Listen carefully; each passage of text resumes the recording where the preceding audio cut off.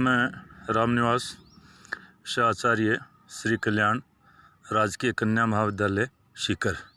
आज मैं आपको रूसो की राजनीतिक चिंतन को, राजनीतिक दर्शन को देन या फिर कहना चाहिए योगदान के बारे में बताऊंगा, चर्चा करूंगा। तो इसमें रूसो को अपने समकालीन विचारकों से निंदा अधिक प्राप्त हुई और प्रशंसा कम, किंतु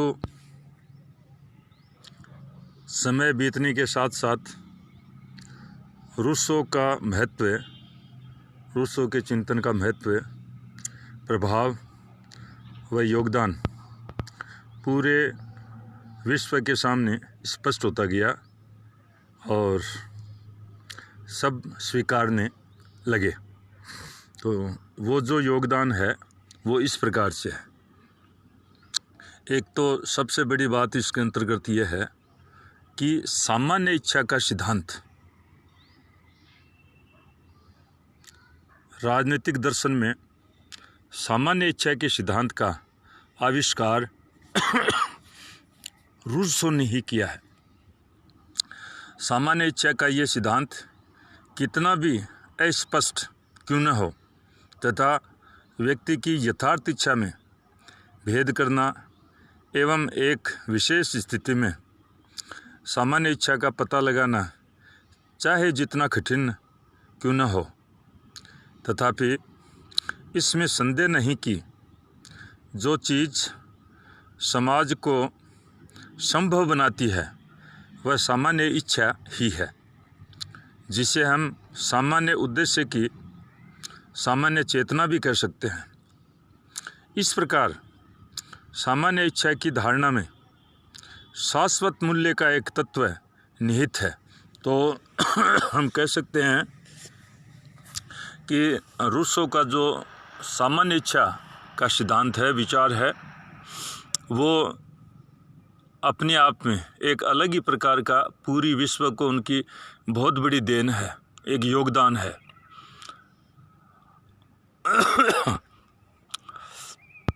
दूसरा, लोकप्रिय संप्रभुता की धारणा। रूसो ने संप्रभुता को सामान्य इच्छा में निहित करके लोकप्रिय संप्रभुता के सिद्धांत का शिलान्यास किया। उसकी विवेचना की महत्ता इस बात में है कि उसकी संप्रभुता की धारणा में हाब्स जैसी पूर्णता और सुनिश्चितता तो है ही, किंतु उसने उसका प्रतिष्ठान जनता में करके व्यक्ति की स्वतंत्रता को सुरक्षित रखा है। उसने किसी भी पूर्व विचारक की अपेक्षा इस बात पर बहुत बल दिया है कि जनता ही समस्त राजनीतिक सत्ता की मूल स्रोत है।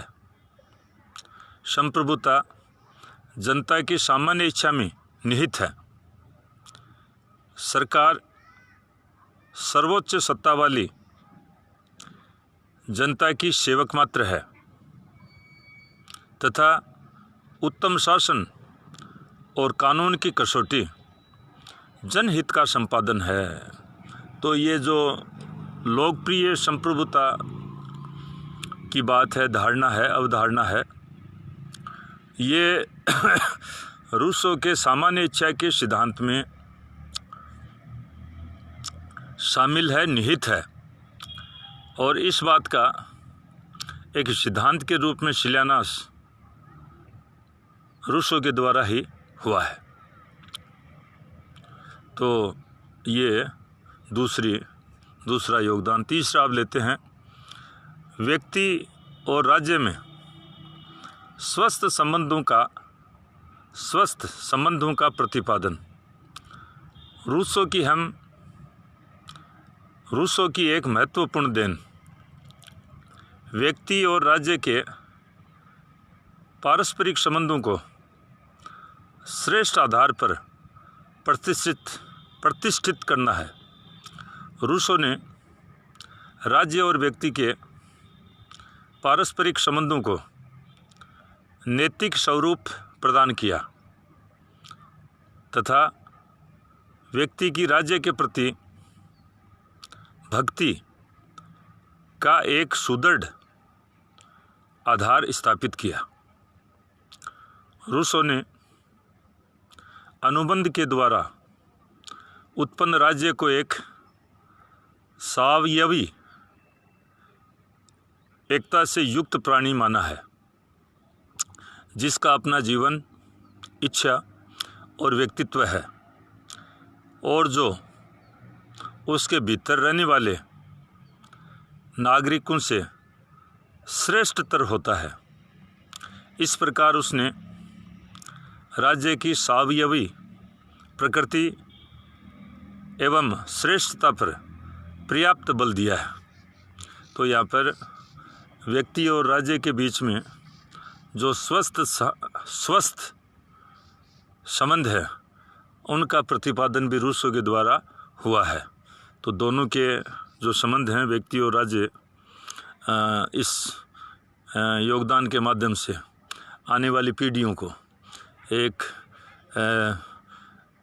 राज्य की मर्यादाएं हैं और हैं उसको समझने में, और व्यक्ति का किस प्रकार से एक राज्य विकास कर सकता है, वो सारा सब इसके अंतर्गत शामिल करते हुए हम चलते हैं। रूसो की ये बहुत बड़ी देन है। राज्य और सरकार में अंतर का स्पष्टतापूर्वक प्रतिपादन। रूसो ने राज्य तथा सरकार का अंतर जितने स्पष्ट रूप से किया है, वैसा अन्य किसी तत्कालीन विचारक में नहीं मिलता।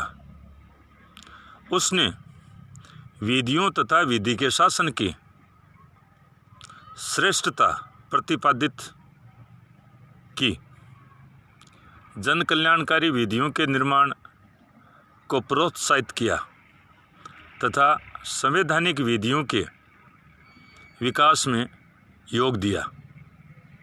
तो राज्य और सरकार में भी बहुत अच्छी तरह से उन्होंने अंतर को स्पष्ट किया।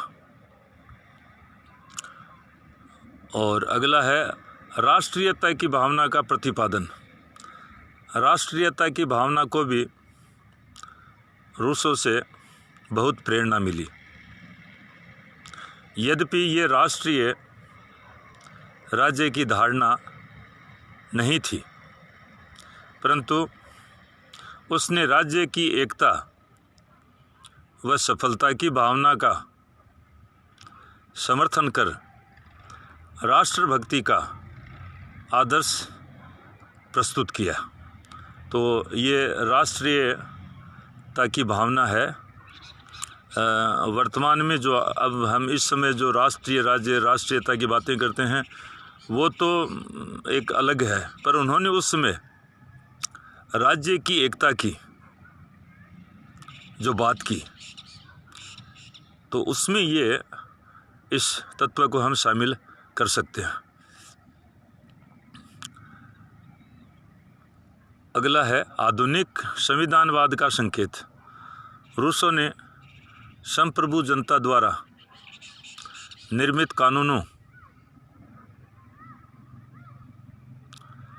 और सरकार द्वारा जारी किए गए कार्यपालिका आदेशों में जो भेद किया है, वह लगभग वैसा ही है जैसा भेद आज संविधान या संवैधानिक कानूनों और व्यवस्थापिका द्वारा निर्मित साधारण कानूनों में देखा जाता है। रूसो द्वारा किया गया ये भेद आधुनिक संविधान का आधार है और इससे रूसो की राजनीतिक दूरदर्शिता का परिचय मिलता है। और इसके अंत में हम उपसंहार के रूप में वेपर साहब ने जो कहा उसको यहाँ पर रखते हैं, उनके शब्दों को उद्धृत करते हैं।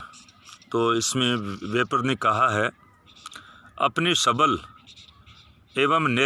एवं मौलिक प्रतिभा की छाप रूसों ने राजनीति, शिक्षा, धर्म तथा साहित्य पर छोड़ी है और लेनसन के इस कथन में कोई अतिशयोक्ति नहीं है कि उसे आधुनिक युग को लाने वाले समस्त मार्गों के द्वारों पर हम खड़ा हुआ पाते हैं। तो इस प्रकार से वेपर ने उपसंहार में उनके इसको कोटेशन को रखा है और सारी बातें हैं वो एक अच्छी प्रकार से इनके शब्दों में अभिव्यक्त कर दिया गया है।